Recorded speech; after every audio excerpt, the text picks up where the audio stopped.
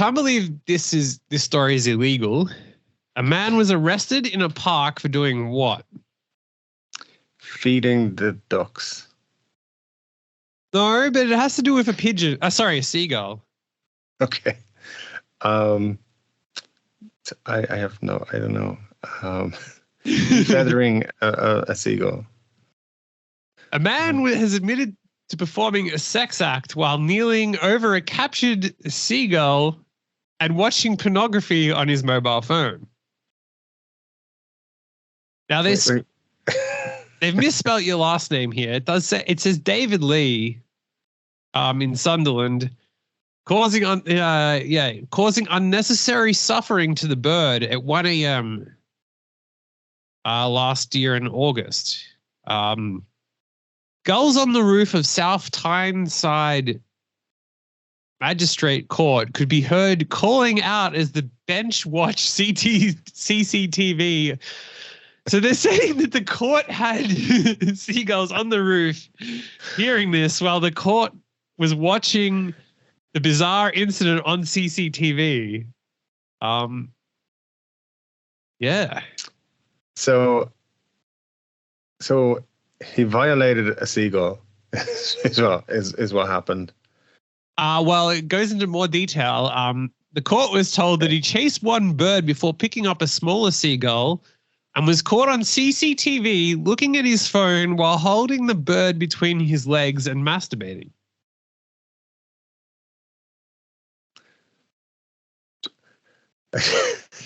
I'm just. So he wanted the bird to be a spectator for his masturbation? I don't know what's going on. Like, once he had finished, he pulled up his pants and gave the bird a little kick, the court heard. Okay. A little kick. Good. Yeah, well, at least he didn't give it a full-on boot. But, yeah. He was arrested at a nearby takeaway and told police he picked up the seagull because he thought it was hurt and was looking on his phone to find out what he should do. Which somehow led him to masturbate and... Yeah, that's a well-known way to cure many illnesses or injuries that birds have. And then when you've done all the stuff that you need to do, you just boot them out of the way. I want to know what website he looked at. What goes well with a captured seagull? All right, I'm going to masturbate with a bird stuck between my legs. That's birdhub.com. Get all the naughty videos of the naughty birds. Yeah.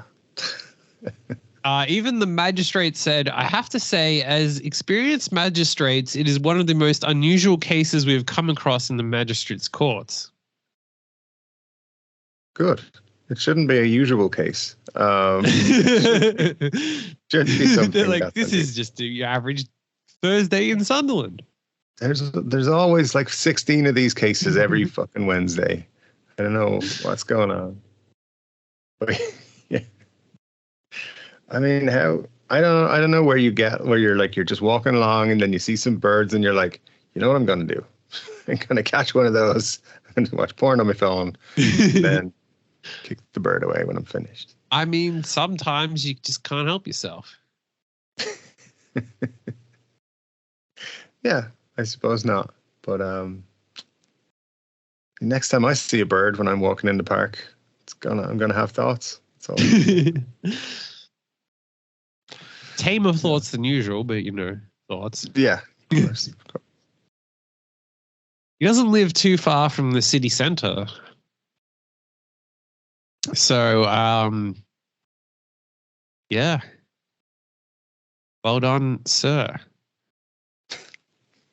Well, the Roker Avenue does go to the beach, so potentially he could be living on the beach. Imagine he was like just some billionaire who just does this for fun. I can see that. Living the dream in Sunderland. Yeah, that's what you would do if you had all the resources in the world. Just live in Sunderland and masturbate with seagulls. Masturbate on birds, yeah.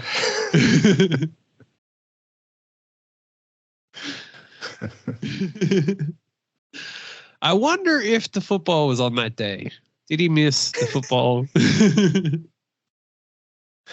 Maybe it was an away game and he couldn't go. So he was bored.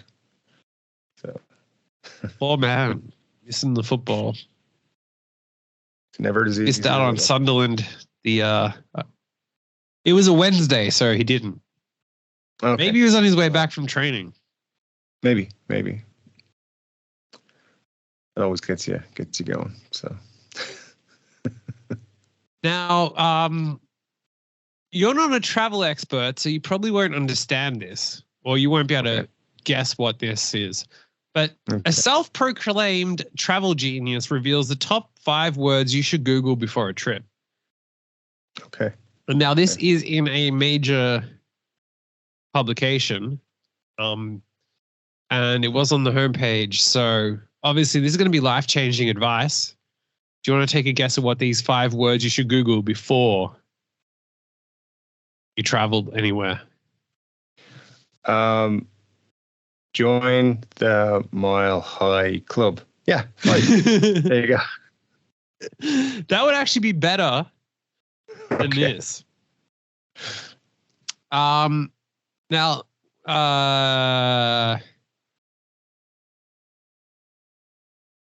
where are we?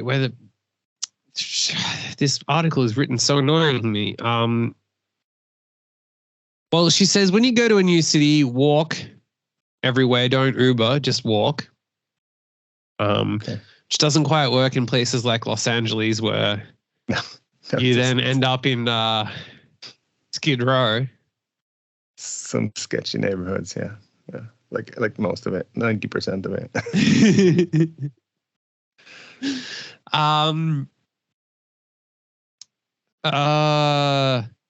So, okay, this is going to blow your mind away. Unique things to book in and then type the name of the city.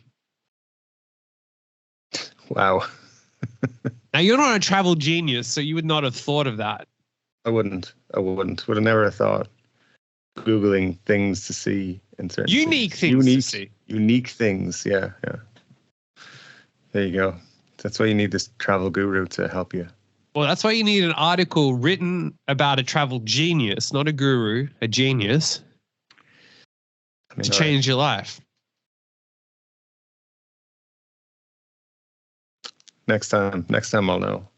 Yeah, that's why all your trips have been boring so far. So, I mean, there was one where I saw this seagull in the park, and then never mind. It's not important. Does that come up in unique things to do in Sunderland? Hopefully, it does. What are the unique things to do in Sunderland? 10 best things to do. Number 1 is the beach that guy lives on. Number 2 is the National Glass Center. Wow. Number 3 is the Stadium of Light. And that's about it. So I feel like they've ruined everything. Well, I know where I'm going on my next holiday. So see you soon. That guy's house. I just think we could be friends. I too enjoy the embrace of a seagull. So yeah. Now, if you ran a business, how many times would you insist that staff members have sex? Like during the day or in their life in general? Well, in both. It's just as frequently as is required for their happiness. So I don't know. Lots of times. Few times, however you want. Yeah. What kind of business is this, by the way? Well, Atletico Madrid boss Diego Simeone has said that players aren't allowed to play in his team if they do not have sex a certain amount of times a month. Okay. All right. So in a month, I'm going to say 25. Well, a host on a Spanish radio program told him that a recent study found the average Spanish citizen has sex 56 times a year. Okay. Right. And he said, how many did you say? 56 a year. How many is that a month? 4 a month, not 4 a month. He said 15 a month would be a minimum acceptable number. Okay. So once every second day. Yeah. Which is kind of hard. That's a lot of seagulls to catch. Well, what you got to do is just get as many of your 15 in one day as you can. That's a valid point. Once you catch a seagull, you got to make the most of it. Yeah. Like, what do the dudes have to come in and be like, well, boss, so far I'm up to 8 this month. Just like, there's 2 days left in this month. Yeah. Got to get it done 2 to 3 times. Come on. It's like if somebody's like, I only had sex 14 times this month. It's like, well, you're not playing then. You're on the bench. And they can't say publicly, so they have to make up an injury. He's injured. What's wrong with him? He's not a man. Yeah. Wow. It's crazy. Yeah. Well, now you take a lot of poppers. No, but well, in Canada, the FDA has warned that people are confusing poppers with energy shots and dying. Oh, people are so stupid. Like, they don't sell them in the same place. So that should be your number one giveaway right there. Also, read the label of something you're going to drink. See, does it say energy drink, or does it say it's a popper? There you go, expert advice.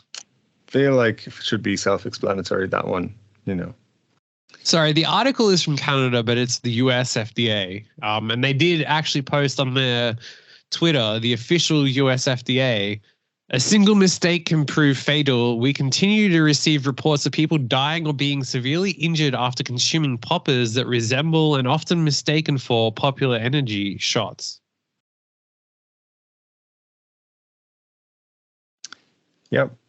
Those are that's a Darwin Award kind of thing right there. That's like you've been selected to no longer be a part of the human race in that regard. If you were not checking what you were drinking, that makes no sense why you would do that. So just read your labels, folks. Make sure if you think it's a drink, it's an actual drink, not a.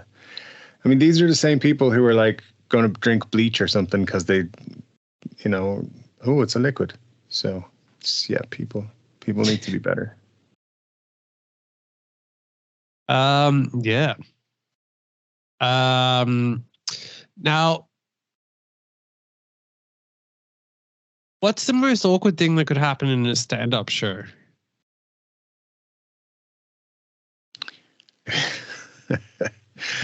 I mean, there's an awful lot of things. I'm going to say, is it an awkward thing? I'm going to say you could perform. I mean, yeah, that'd be terrible.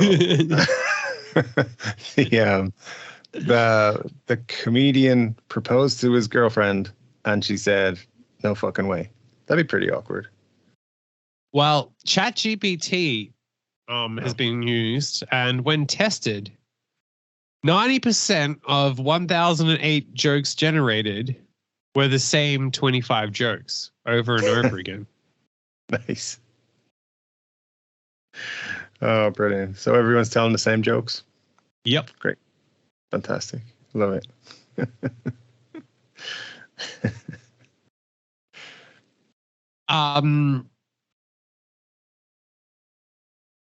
Now, we've talked about true crime before.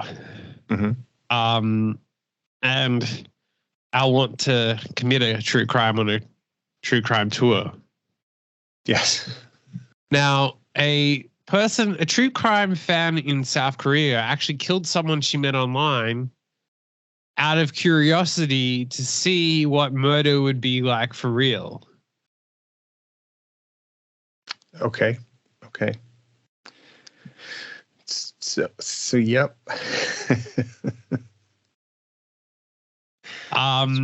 So yeah, she confessed to the killing and was indicted for murder. She initially claimed she killed the victim during an argument, but later retracted the statement when presented with contradictory evidence. And then police say that she became obsessed with murder from TV programs and books. And she did 3 months of search history on how to hide a corpse, according to the newspaper. Okay. All right. I mean, that research apparently didn't go very well. But, yeah.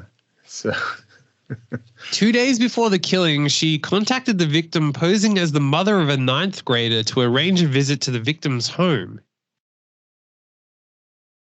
She joined an app that connects parents with private tutors. Okay. She went to the home disguised as a student wearing a school uniform she'd purchased online. Once inside the property, police alleged that she fatally stabbed the victim.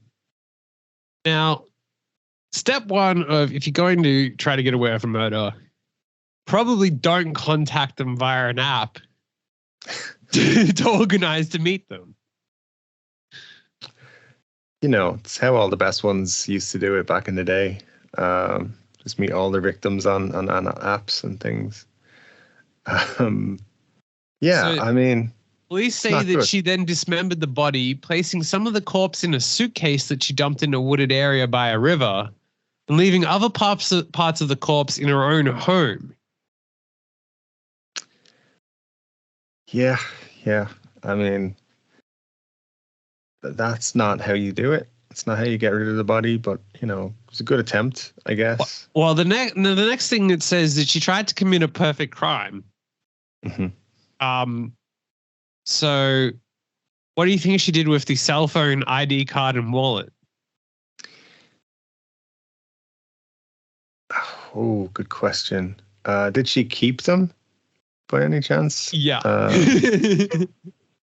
Now, she probably would have got away with all that had the taxi driver who took her to the wooded area not alerted police. So Wait. Wait. So to dispose of a body in a suitcase, she took a taxi.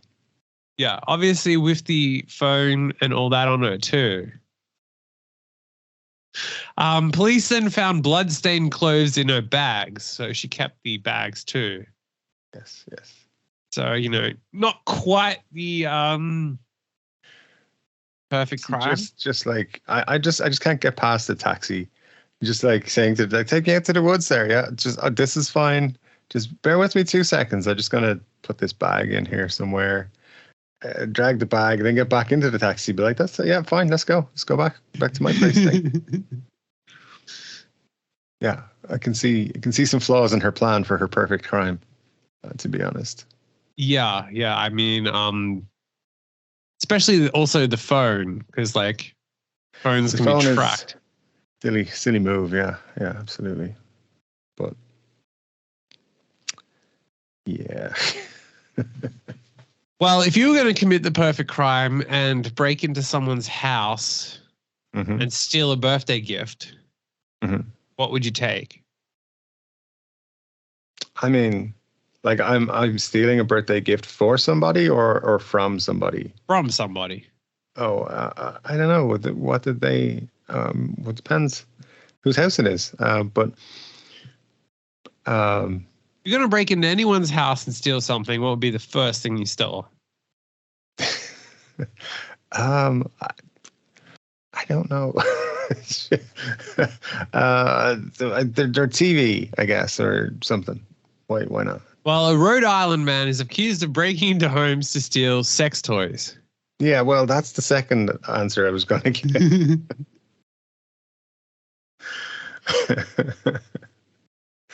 Well, When police arrived, the resident of the home said he was getting ready for bed. He saw someone standing outside his window on top of a chair and trying to get in through the bathroom window. Mm-hmm. So the resident said he was confronted the suspect and told him to leave the property. The resident told officers the suspect apologized and said he had the wrong house.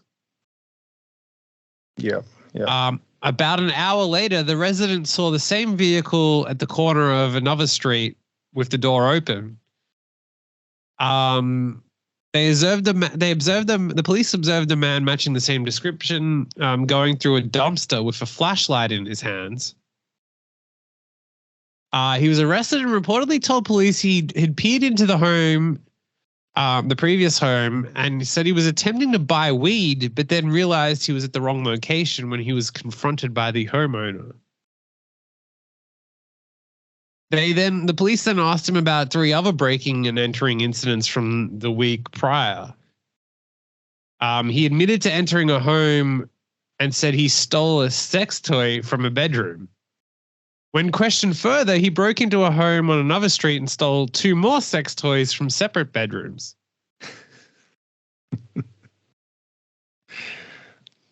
Then he admitted to attempting to steal a makeup palette from a home in another street, but it dropped and ran when a female tenant confronted him.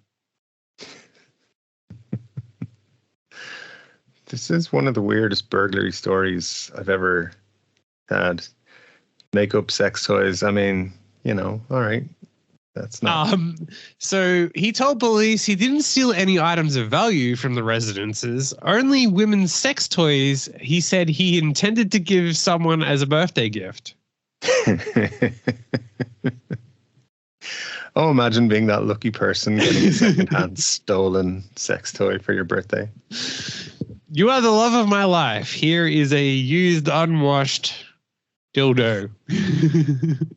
I stole this for you from some random person. Yeah. Who may or may not have had all kinds of STDs. Yeah. Yeah, exactly. So if you steal a sex toy, do you get checked for STDs? Or do you just take the lottery that you're getting AIDS? I would try and disinfect it somehow. I don't know. Give it a good clean.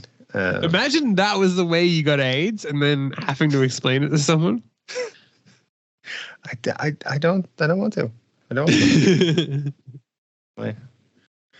Yeah.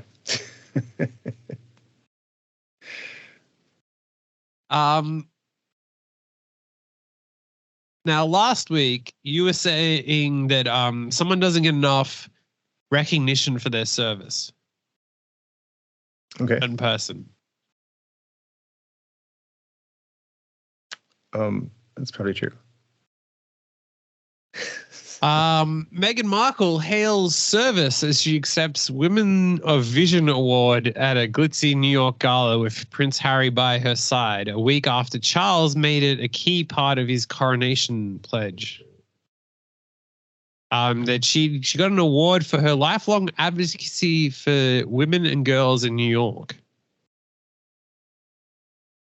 With her daily acts of service as she urged women to be visionary of your own life.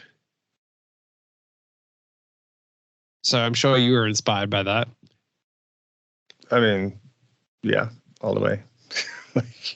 Thanks, Megan, for your whatever you do, whatever it is that advocates for women and girls. I don't know if that's how do you advocate for women and girls, or who advocates for men and boys in the same way? Because I want to know what these people do so I can do it also. I want to advocate for all the people.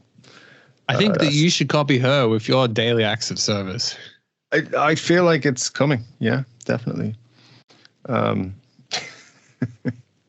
Sooner or later, they'll just call me the Irish Meghan Markle. Well, I've been calling you that for like a year. I know. It's fun. It would actually be fun to tell people somewhere that the Irish Meghan Markle is coming, and then it's just you that turns up. I mean, I feel like they would be surprised. Make a booking at a restaurant for the Irish Meghan Markle. Even Starbucks. Can I get your name? Yeah, the Irish Meghan Markle.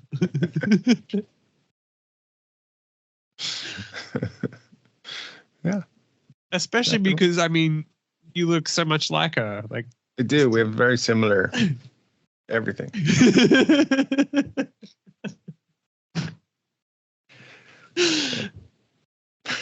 Oh, I'm so writing that down. Fantastic. Somewhere you are going to have to introduce, or I'm going to introduce you as the Irish Meghan Markle. Yeah, the Irish Meghan Markle does not introduce himself. He gets introduced to the room before he enters. Do you know how epic it would be to go into a bar and be like, "Excuse me, everybody, can we have a moment of silence? The Irish Meghan Markle will enter," and then be like that, and then you walk in. Walk in and like, why are they not applauding? What's going on? And then you walk in and say, "Did he not say the Irish Meghan Markle will enter?" Yes, indeed. Oh man. Yeah, even also like booking a tour and like introducing you as the Irish Meghan Markle, or getting advice, anything where you're paying someone because they then have to respect you as that. I mean, you know, mess with some people, be fine. Even creating like a new Uber account and then booking a car as the Irish Meghan Markle.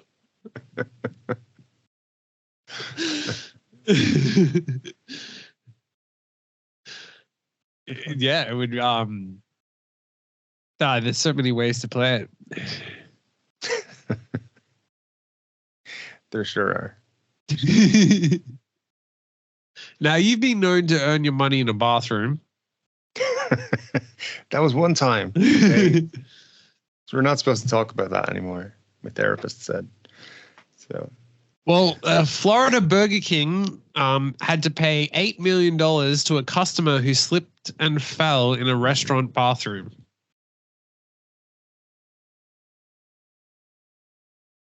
A person slipped and fell on a wet foreign substance inside the bathroom of a Burger King.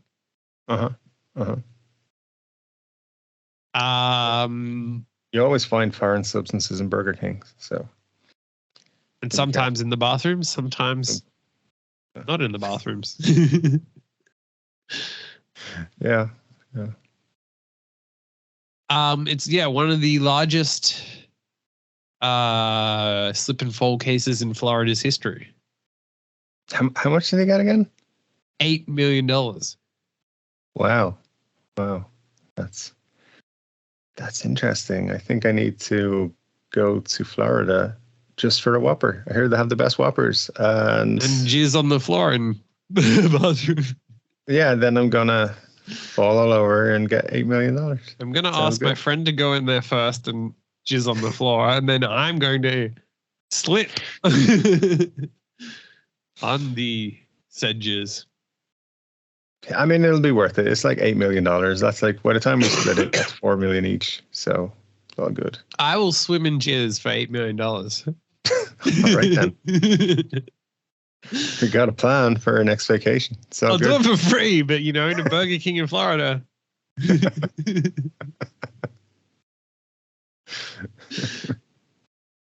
It does remind me of so Rich and I went on a whiskey tasting thing in Queensland, and we had a few whiskeys as a result because it was a tasting thing. But anyway, somehow we got talking about glory holes, as you do. Oh. As you do. Well, the problem was that So Rich's friend kept going to the toilet. I'm talking like 5 times an hour almost. And then one time he went there for like half an hour, and Rich said, I think he's drilling a glory hole in there. And then anyway, so then we were discussing there's a problem, there's a fundamental issue with a glory hole. Okay. Is that so obviously the idea is that it's meant to be a girl on the other side, right? Or you're meant to want that or whatever. You say so. Okay, but the idea that there could be a woman on the other side, an attractive woman. Yeah. It could be. That's what the videos all recommend, yeah. Suggest. Yeah. The biggest problem with that is that if you go into a male toilet, what are the chances that the person on the other side of the glory hole is going to be a woman? Well, what you've got to do is just use your imagination that it's the sexy woman, not the burly trucker who's actually there. It's Meghan Markle, the Meghan Markle of Ireland. Yeah, that's why there's a wall, so you don't know, but you just assume it's some. You just hear the heavy male grunt, not there. Yeah, exactly. That's it's all good. It's all good, but yeah, interesting that nobody's ever brought that up before. It does. It is a fundamental flaw with the whole idea of it. It is. Yeah. How long is too long to get a degree? I think the average is like 3 to 4 years, something like that. I think I know. So what if you took 54 years to get a degree? I was going to say there are places you can just buy one online, and that's a very quick transaction. But no, that's a long time. It's a lot of years to keep going, keep studying. Yeah. So. Yeah, this guy in British Columbia, University of British Columbia, took 54 years to get his degree. In fact, he retired 8 years ago. Okay. But then just got his degree. All right. So he just forget to do his final exam all these years, or what did he? He started a general arts program, but quickly developed an interest in theater, taking part in productions. He left his studies to attend. He learned that acting appealed to him. The life of an actor didn't. He went on to study law in Toronto and spent 35 years as a litigator. After retiring, he returned to the unfinished matter of his degree. He says, it was always one of those things, even as I was practicing law, I was thinking someday I'll go back and finish that off. I mean, he must have got a degree for his law practice also. So he just changed. This dude's trying to get in the news for no reason. He got a degree after he retired again for no reason, because he's not going to go and use it for a career or anything. He's just. I mean, he could be the next Meghan Markle. No. The Meghan Markle of Canada. Hey, that's up for debate right there. Yeah, I don't know. That's fucking weird. Because, I'm just gonna. I mean, it's also a bit of a jump. It's like, hey, I want to be an actor. Fuck it, I don't like being an actor. I'm gonna be a lawyer instead. Just then work for 50-something years and then be like, all right, I'll be an actor again. So living the dream. Maybe so, but who knows? Maybe he could have been the next Brando or something if he'd kept it up. I'm kind of disappointed in him, to be honest. So imagine he was like this epic actor, and then like I said, he could have been the next Meghan Markle, and he could be Prince Harry's next wife, husband. The thing is, when you go and do take a course or a class in something, whatever, there's always one fucking old dude. So it's guaranteed this guy went into class and all the people were like, oh, God damn it, we got this old dude.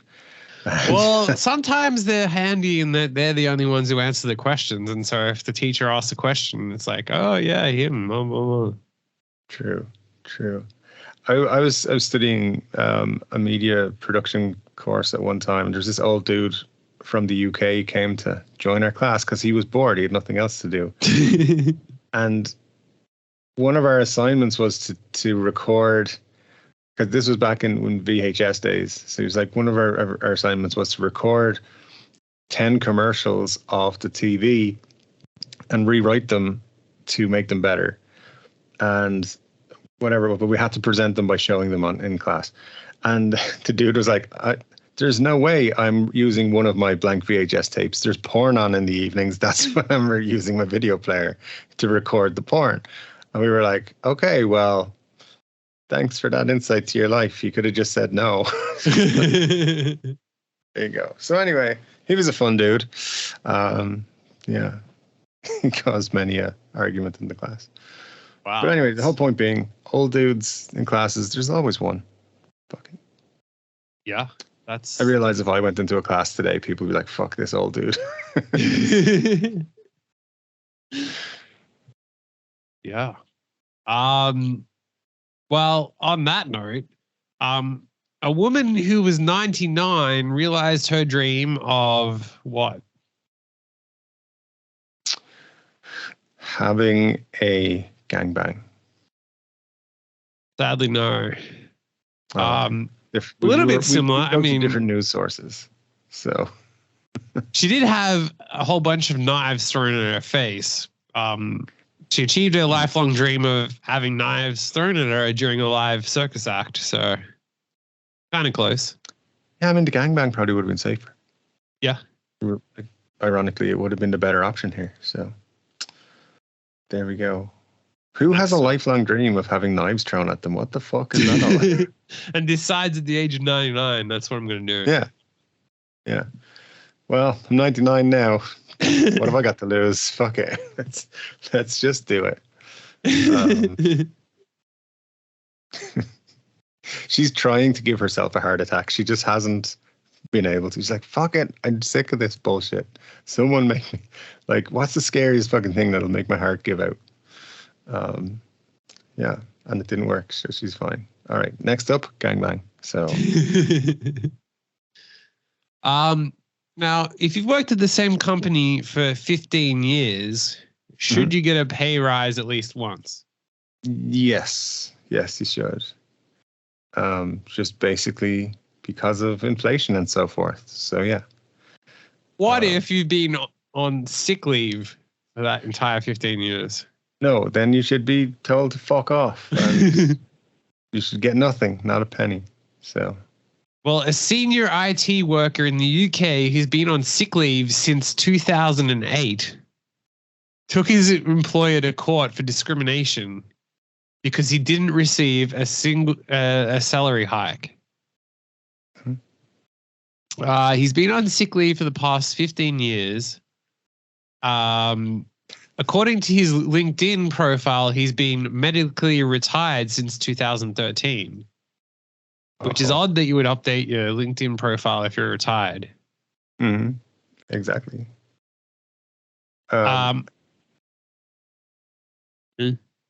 So yeah, he receives more than £54,000 a year and is guaranteed to receive the salary until he is 65 under the health plan. But the employee argued that the health plan was not generous enough because, and the not generous enough is in quotes, because his salary will wither over time due to inflation.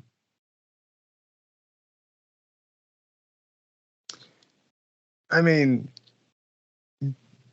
salary increases are based on performance. And if you're not going to work, your performance is not going to be high. So,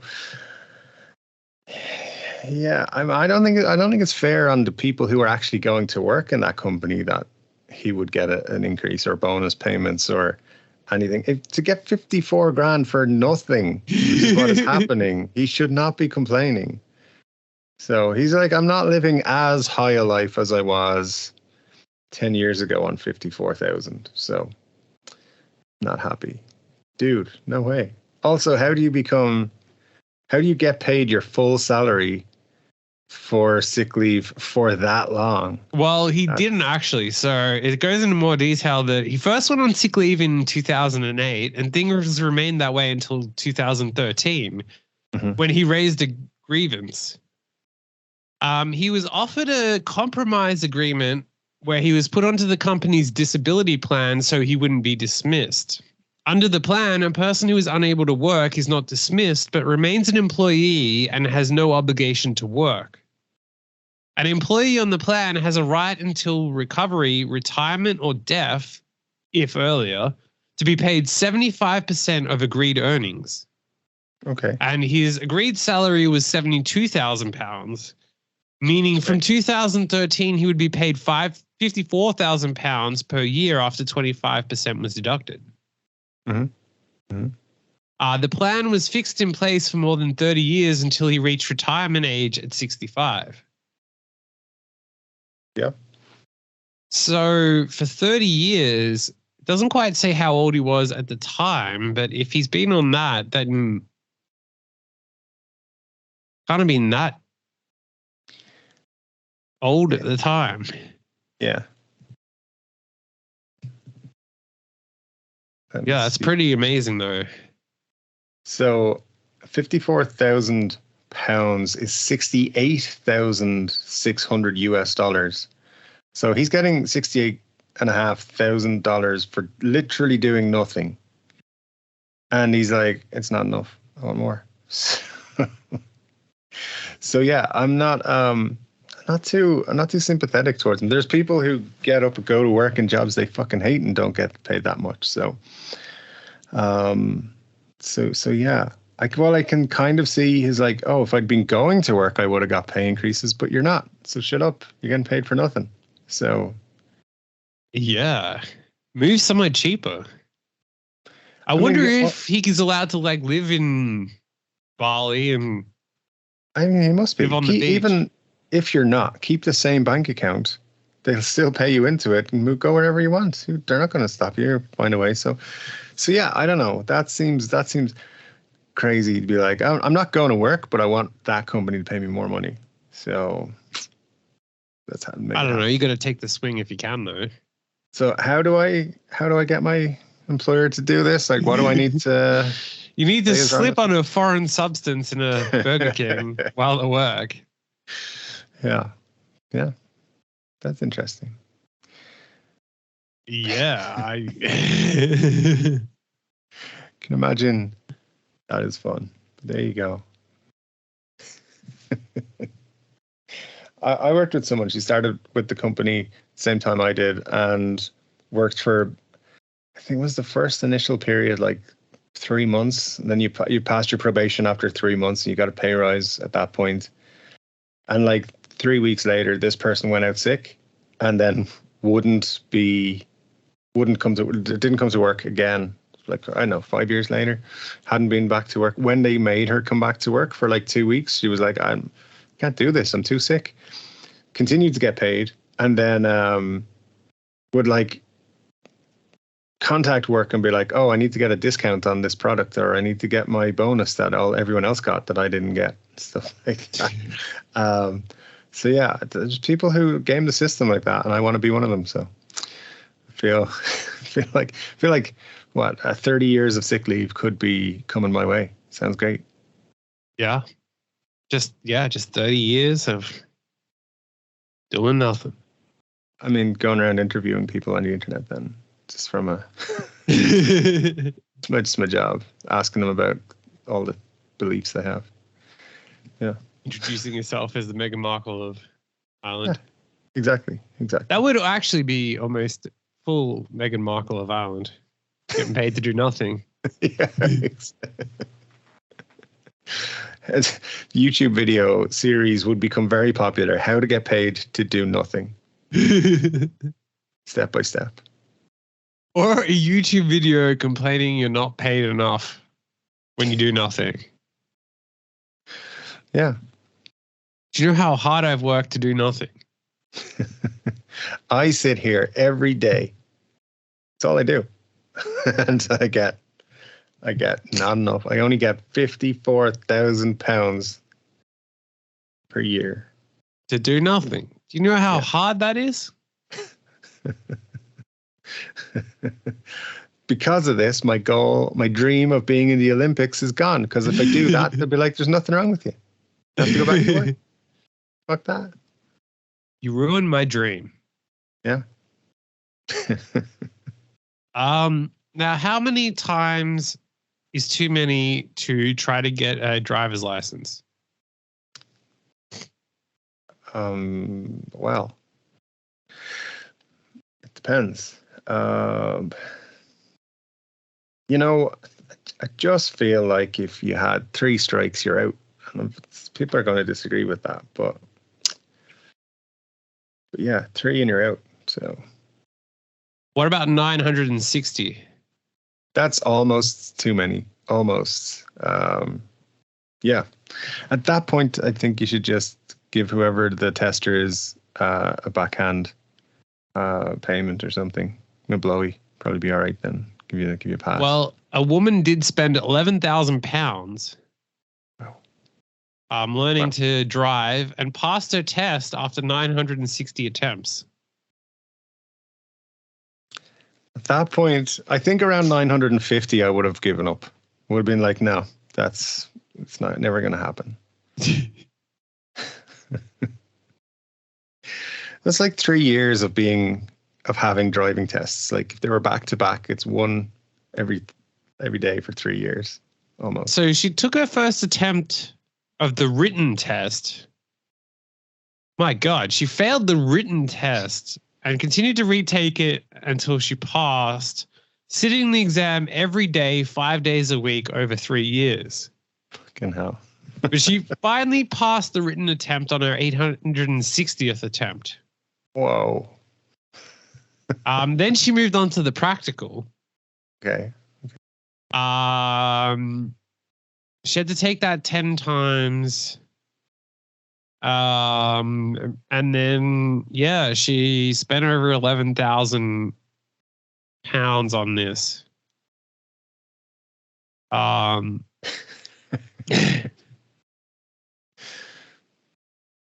don't know, man. I feel like, at that point, you probably shouldn't be driving. Yeah, I feel like, they probably passed it out of sympathy that last time. I don't think this person should be driving. Like, it should impact your insurance. If you've had over 900 attempts to pass your driving test, it costs you twice as much to insure your car. Possibly even more than that, Yeah, it's like for every 100 driving tests you've had, your price goes up 50%. That's fair.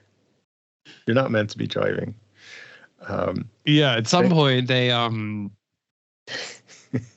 should just say, look, driving isn't for you. They brought in a test here, a theory test.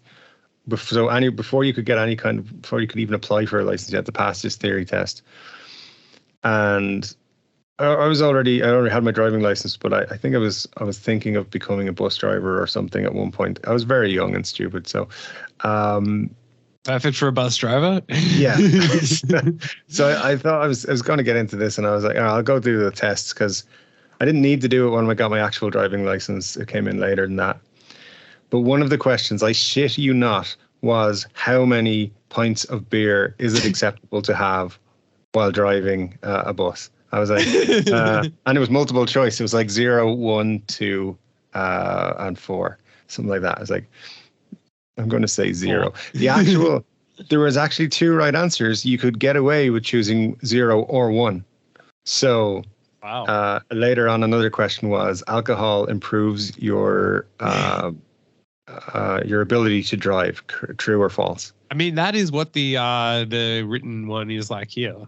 It's crazy. There's 3. It's ABC, and then all the questions are like that. Like, well, if it's a red light, if it's an orange light, do you accelerate? Do you slow down?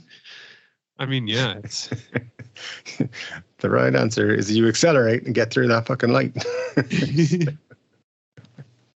Yeah, man, people are. I thought it was just here how ridiculous the questions were. Like, I was sitting there because it's all done in like this communal room. So there's like 50 people or however many people are booked in taking the test at the same time. And I was just laughing the whole time. All these like kids taking it, trying to get their first license or whatever. It was just so funny. Yeah, he have to do 32 questions. Wow.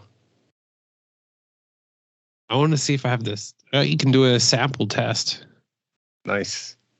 There's a test with a sign that says 60. Now, one of the options is checkpoint. You have an extra 60 seconds on your timer. You're allowed to drive on this road no faster than 60 kilometers an hour in good conditions. Mm-hmm. Or the recommended speed limit for this road is 60 kilometers an hour in good conditions. Yeah, sounds like 60 kilometers. Oh, wow. Yes, it's a roadside drug test. Are roadside drug tests performed in Victorian roads? Yes. No. Yes, but only after a positive alcohol test. Oh, okay. I'm going to say no. You failed. What? No.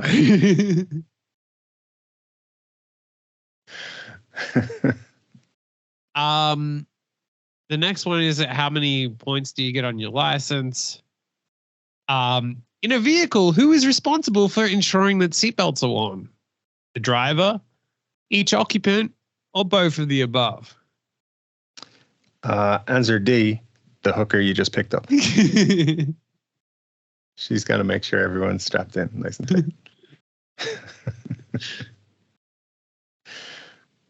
Yeah, I mean, it's just, basic stuff. Now, you were recently on a United Airlines flight in business class. Allegedly. So a male passenger is slammed for watching hardcore porn during long-haul flight. Mm-hmm. And was caught by a female frequent flyer who claims pervert ignored demands to stop. I mean, she could stop looking at what's on his screen. So. Yeah, how about a little privacy? Trying to watch my porn in peace here, lady. I'm watching it for the stories. A flight attendant did tell him you can't watch that. I can, though. Yes, I can. Here it is. And so, now he did you leave say the this is a sound business on class too. passenger? Yeah. So, and she did take photos clearly showing the pornography. So it's not really open for debate that he was. But he must have. I mean, it's not on the in-flight entertainment. It must have been on his own device. So, well, you do have internet as well. So, which they do block it. Not that I would have checked and tried, but. Obviously, VPNs do work, so. Sure. But I mean, still. I wouldn't know that you can access that on a plane, but you can't access gambling because somehow they block that through VPNs, but they don't block the old hub on VPNs. Well, everybody has to have their entertainment, you know. But yeah, it's a good it's a good way to what do you call it? Relax when you're 30,000 feet in the air. You know, hang out with your favorite porn pals. With your phone on loud. I mean, you know, maybe in that scenario you should use your headphones, but but yeah. But even still, like, mind your own business, lady. Put your own noise cancelling headphones on. Watch your own screen. Don't be. Play your own porn, and then you won't have to worry. Yeah, exactly. Did you watch the European Championships? Nope. Oh. Porn championships? No. Yes, actually, the European Sex Championships. No, I didn't, but now I wish I had. Well, porn stars have packed their bags and bolted from the first ever European Sex Championships in a fury. Why? What happened? Contestants claim to have been screwed out of thousands of pounds. You'd use the term screwed out of. The 6-week contest began to much fanfare last Thursday when 16 adult performers from across the continent descended on a secret location near Sweden. It's turned into a horror film, one of them said. As part of the competition, performers were required to have sex for at least 45 minutes a day, with their sessions marked on a range of factors, including stamina, technique, and creativity. Okay. All right. Female entrants thought they would cash in on £690 for every day they stayed in the steamy pad, while men were due to receive £345 per day. Mm-hmm. A cool £860,000 of card cash promised for the winner. But it emerged today that all of the contestants left the house earlier this week over claims that organizers have failed to pay them. I learned that people have been leaving over claims they weren't getting paid, so I decided to swerve it. So yeah, basically they were it's a good concept.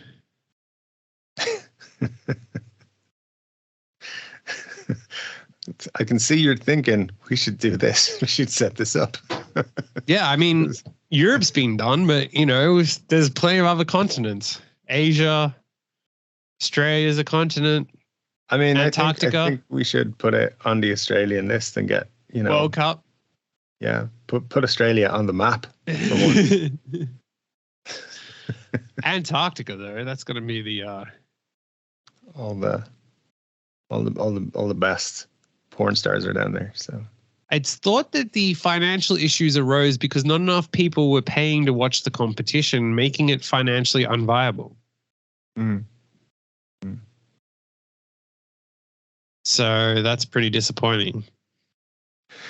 I mean, you'd have to. They probably didn't promote it very well, I think.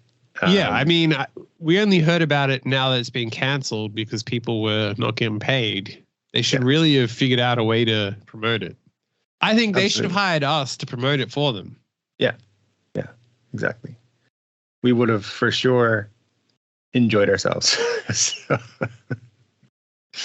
yeah, I mean, it sounds like maybe they went into it like expecting just like every single person on the planet to pay them $10 or whatever. But yeah, you got to work to promote the thing. You can't just make it happen. So yeah, it sounds like something could have been done a lot better. Well, the Swedish Sex Federation said in a statement, to be honest, the situation is not good. They all enjoyed all those popularity and took advantage of our organization to promote themselves, and now they ask for something that is not possible to fulfill.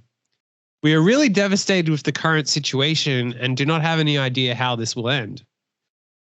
All contestants come from the porn industry, but they are not invited as porn actors, but contestants in the first European Sex Championship. We did not hire porn actors for this project. They ignored the rules of the competition and the Swedish Sex Federation and behaved unprofessionally and to the detriment of the federation. How dare they disrespect the Swedish Sex Federation? Can I just ask, does any other country have a sex federation? Is it just Sweden? Can I get a job there?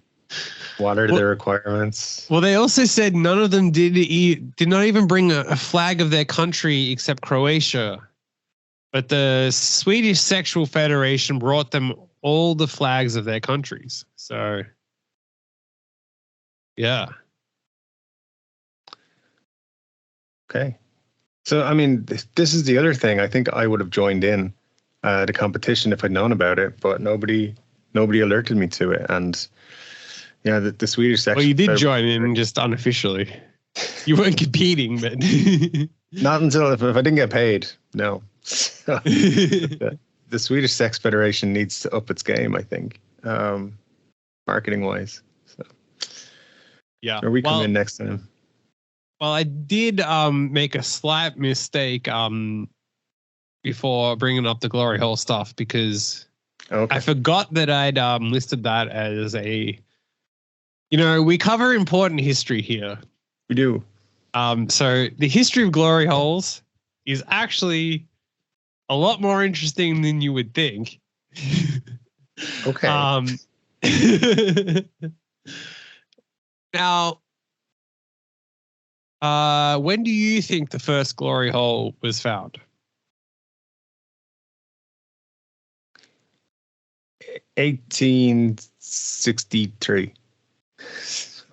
You're a bit off. So the first documented instance of a glory hole was in 1707. Okay. A court case known as the trials of Thomas Vaughan and Thomas Davis in London, England. Now, this quite possibly is one of the greatest stories of a Okay. Now, at the time, so it involved the extortion of a man known in the documents only as Mr. Gilliam. Okay. Now, at the time, gay sex in public places could lead to arrest by members of the Society for Reformation of Manners. Often, the authorities would wait outside the Lincoln's Inn Bog House in London as one case to catch people. So the authorities would wait outside glory holes to catch people who used them, which is awkward if you just went in there to take a big shit and then, Like, how can they prove what you did in the toilet unless they were in there overlooking you? They were on the other side of the wall and, they were like, well, I know for a fact that this happened because I was involved in it for 25 minutes. You let me suck you off for 5 hours. And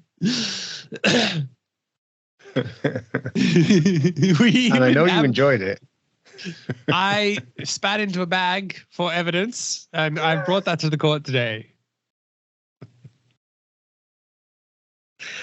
Yeah, exactly.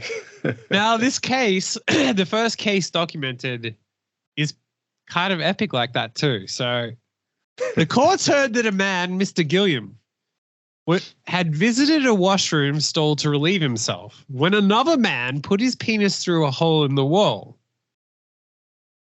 Now, the quote from the court is, "A boy in the adjoining vault put his privy member through a hole," is the quote from the court. That's how you would describe it. Yeah. Now, Mr. Gilliam, surprised by the action, fled the washroom only to be followed by the male who cried out that he would have had sex with him. Now, Mr. Gilliam was then confronted by Mr. Vaughan, who, knowing Mr. Gilliam's innocence, threatened to turn him into the police and reveal him to his wife if he did not pay a sum of money. Oh, okay, cool. It's taking a twist.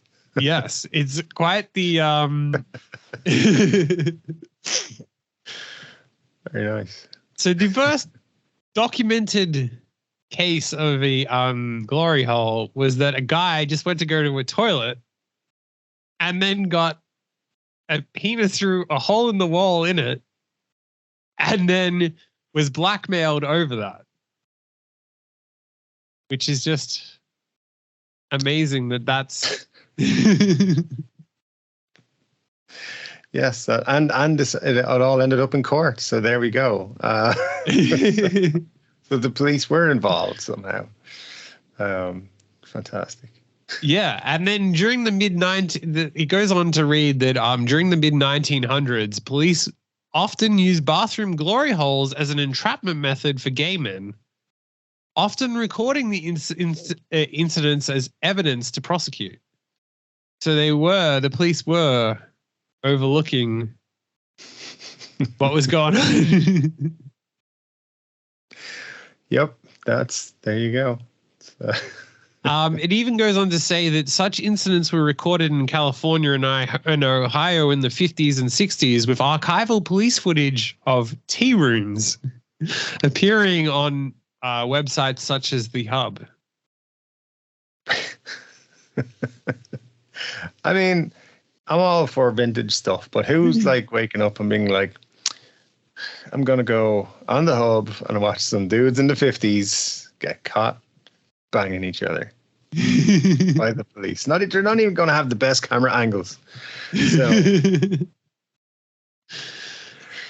yeah, so it's they go way back, and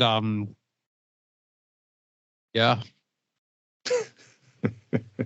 Sometimes you learn about history and it changes the way you think about life. Coming soon, a YouTube series, The History of Gloryholes.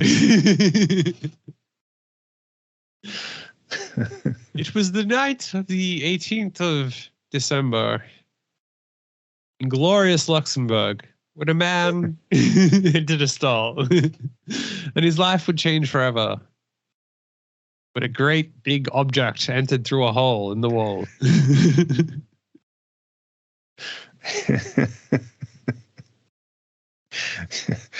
Imagine just being completely oblivious and being like, dude, you're using the toilets wrong. That's not what that's for. Yeah, imagine back then you thought that you probably thought the guy was going to pee through the thing, and you're like, you're sitting there on the toilet, and then all of a sudden you're like, oh my God, this guy's going to piss on me. Yeah, that wouldn't be a fun. I mean, either way, if you don't want it or expect it, it's not a fun activity. But hey, there you go. Yeah, well, even worse if you come out and then there's a guy threatening to blackmail you. Yeah, like I know what you did in there. It's like, it's because you were. What else was I going to do with it? Yeah. So anyway, the moral of the story is don't go for a pee anywhere, because you might end up in court or be blackmailed because of glory holes. So yeah. Otherwise, you might get sent to jail where you have some glory holes. I mean, that you expect them there.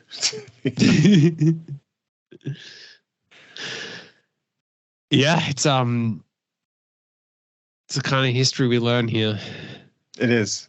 We're always highbrow history. That's what we should call our history channel, just talking about glory holes. Highbrow history. Highbrow history. For all the porn and glory hole related stories. I actually thought of that we like create a dodgy YouTube channel with like 2 videos with no views, and then we go around telling people, act as if we're like this big deal, right? And then we have like professional looking equipment and whatnot. So then when they look it up and they're like, oh, this is Joe's vlogs or whatever.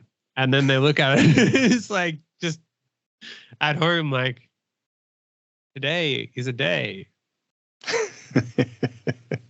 I'm not going to do anything. Thank you for watching. But you talk it up as if you're like this big deal and whatever. And once you've been in my vlog, you're going to be a celebrity. That is funny, but I actually have met people who do that for real. Yeah. And their name was Dave. I mean, that's one of the people. Yeah, absolutely. I had somebody reach out to me about doing a collab with them, and they were like, our channels are the same, are of a similar size, we should do a collab. I checked and he had like 30 subscribers. I was like, how are we the same? Got like 7,000. Not to be like arrogant, but his stuff was like really bad and not well put together in any way. And I was like, well, how are you getting that we're the same? So I read further down his email, and it was like, I looked on Social Blade and I've got a C- and you've got a B+, and that's like almost the same. It's like, first of all, don't base anything off Social Blade. And second of all, that's not the same at all. So So anyway, yeah, I feel like people do that a lot. They're like, I'm a big superstar on YouTube's. I've got 30 subscribers and I don't really make decent videos. You'd be famous. It'd be fun to like tell people I have 3 subscribers. Like I used to have 4, but my dad unsubscribed, unfortunately. Yeah. I did meet a guy at the NAMM show who was like, oh, I'm a YouTuber. I was like, oh, that's cool. And he's like, yeah, I've just started, but hopefully by being here, I'll get some subscribers. It's like, oh, how many have you got? He's like, none yet. No, you can subscribe to your own channel, right? So he's like, yeah, just waiting for some subscribers. So anyway, YouTube is like that. It's a bastard. Yeah, well, I clicked on the court documents about the guy who blackmailed the other guy from the glory hole. So it's quite interesting that his punishment, once it went to court, was that he the punishment. So he got fined, but the other part of the punishment was that he got whipped. Okay, nice. So it's a bit of an ironic thing to be whipped, I'm assuming, by a man. If you were blackmailing a guy for supposedly getting a glory hole.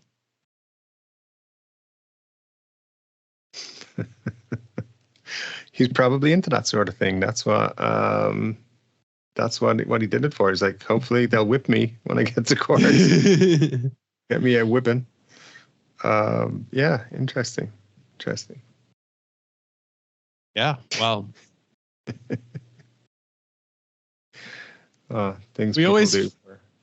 We always allow you to finish on a new note with new ideas and new understanding of history. It is a part of history I didn't understand before, but now that I do, requires so much more attention. It's fantastic. Brilliant. Well, now that we know more about glory holes. And the first recorded glory hole. Yeah. It's we should maybe look into more of this and make it a regular series. Yeah. I mean, that's 2 glory hole related stories we had today. So makes Never you think. Enough. I don't know why, but just no matter what channel I'm on, whatever what happens, glory holes get mentioned. So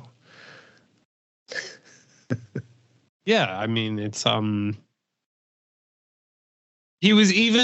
this guy was also mentioned in another later blackmail.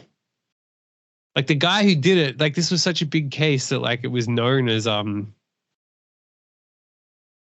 like it was a famous thing at the time that this happened, that the guy got blackmailed. Awesome. Yeah. So see, people get famous these days for ridiculous things.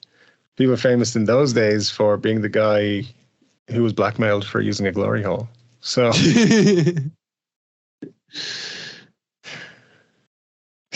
yeah, I mean, how many like think of Cardi B or whatever, like how much bigger she would have been back then with a glory hole.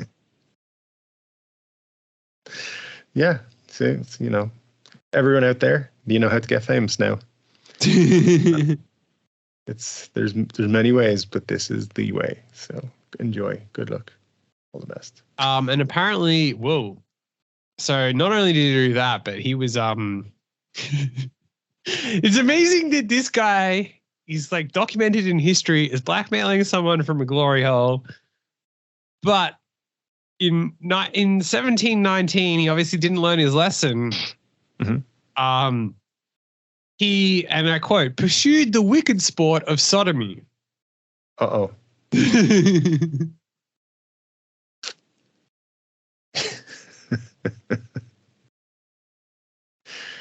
And then would also blackmail them for it, even though he was a very handsome man, it says. They always are. These blackmailers. But So he would blackmail them for sodomy. Otherwise, he would blackmail them for sodomy, or otherwise they would get hung, because back then you would get hung for that. Mhm. So people would actually pay him money to nod off. So, all right. Well, there you go. He found his calling in life, which was blackmailing people. Like And it. sodomy. Like, Blackmail, sodomy, glory holes. What a hero. I mean, why has there not been a movie made about this guy's life? That's what Hollywood makes movies about, people who like do the most ridiculous things. This guy, he's a character. So, Yeah. come on, Hollywood, make some movies. People we want to see. Yeah, it's a bit hard to read because it's all in old English. All right, These yeah. Damn English people didn't write in English. Yeah. Yeah. But yeah, he was tricking villainous rogues. Oh, all the best. All the best stuff in this story. Villainous rogues getting tricked. Fantastic. And it does seem like the police were actually doing undercover, going to meet for sodomy, and then would get done for it. So Well, there you go. You think life in the 1700s was kind of dull, but it wasn't. It was fantastic. People were getting up to all sorts. it even says had committed several sodomitic pranks. We need to know more about what these pranks were. Yeah, he was a woman hater, but purely took up with that sex to get his bread. But he Okay. died of the pox, so I guess chicken pox. There you go. He died. Yeah. Yeah, died doing what he loved. Chicken pox, blackmail, and glory hole. And a bit of sodomy. Yeah. I'd love to know what's on his gravestone. Yeah, we should go find it.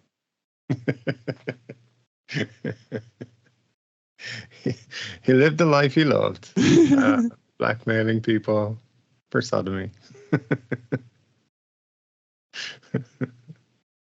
Wait, it seems like he actually would pretend to be a woman. He dressed in women's apparel, and then people would mistake him for a hooker. It's getting better. Yeah.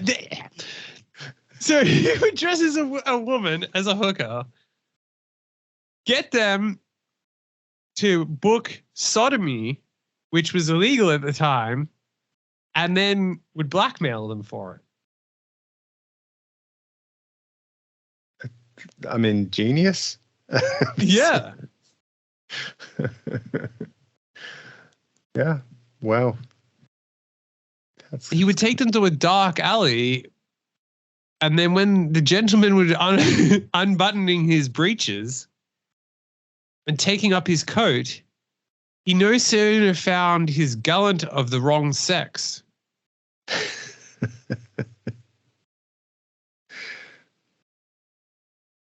So, yeah, wow, this guy. Wow, what a man. He seems like he was quite the character, for sure. It says, and had actually in the commission of buggery, though they denied it to the very last nay, even at Tyburn, where they were hanged. Wow. Well, there we go. Took a dark turn right there. Even darker. So. Yeah. I mean, wow. The more you learn about history. You know when you're in school and they do like my hero in history type essays, like that everyone writes about, like, I know, Einstein or whatever. This is the fucking dude people should be writing about. Like, you know, he used to dress up as women, trick people into trying to have sex with him, and then he blackmailed them. So, yeah.